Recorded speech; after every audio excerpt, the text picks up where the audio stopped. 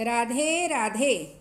आज हम आश्विन मास के शुक्ल पक्ष की एकादशी की कथा को करने जा रहे हैं। इस एकादशी का नाम है पापाकुंशा एकादशी।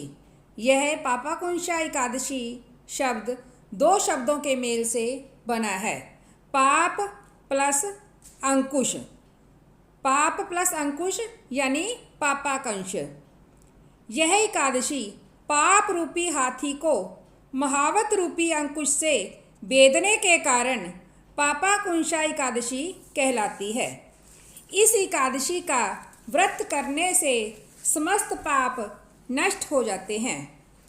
इस एकादशी के दिन मनवांछित फल की प्राप्ति के लिए श्री विष्णु भगवान की पूजा करनी चाहिए। जो फल मनुष्य कठिन तपस्याओं के द्वारा प्राप्त करते हैं, वह फल इस एकादशी के दिन विष्णु भगवान को नमस्कार कर देने से मिल जाता है। जो मनुष्य शंख चक्रधारी विष्णु भगवान की शरण में जाता है, उसे यम यातना नहीं मिलती। एकादशी व्रत के समान संसार में अन्य दूसरा व्रत नहीं है। एकादशी के समान विषम में ऐसी पवित्र तिथि नहीं है।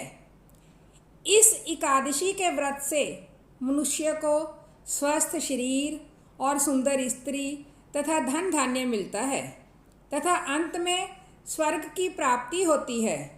जो मनुष्य इस दिन रात्रि को जागरण करते हैं, उन्हें बिना किसी रोक के स्वर्ग मिलता है।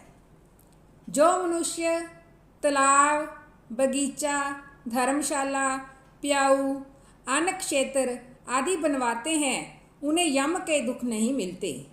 वह मनुष्य इस लोक में स्वस्थ दीर्घायु वाले तथा धन धान्य से पूर्ण होकर सुख भोगते हैं तथा अंत में स्वर्गलोक को जाते हैं। इस एकादशी का व्रत करने से मनुष्य के सब पापों का नाश हो जाता है।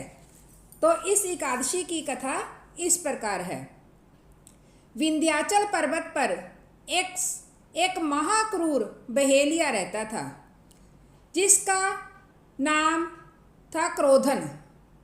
उसका नाम भी उसके कर्म के अनुसार ही था, क्रोधन।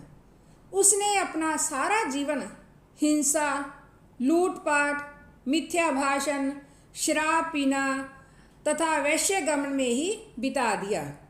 यमराज ने उसके अंतिम समय में एक दिन पहले अपने दूतों को उसे लाने हेतु भेजा।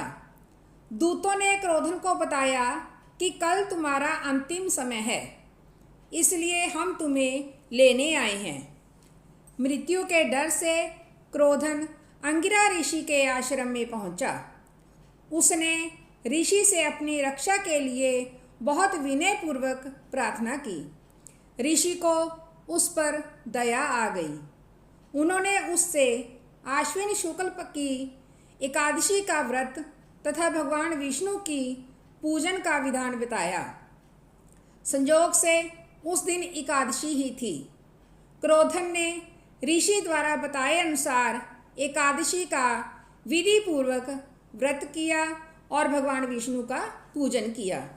भगवान की कृपा से वह विष्णु लोक को चला गया। जब उसकी मृत्यु के बाद जमदूत उसे लेने आए, तो वे उसकी इस हालत को देखकर हैरान रह गए, क्योंकि उसके सारे पाप समाप्त हो चुके थे। तो जमदूत हाथ मलते रह गए और चले गए। वह बहेलिया अंत में वैकुंठ धाम को चला गया। राधे राधे।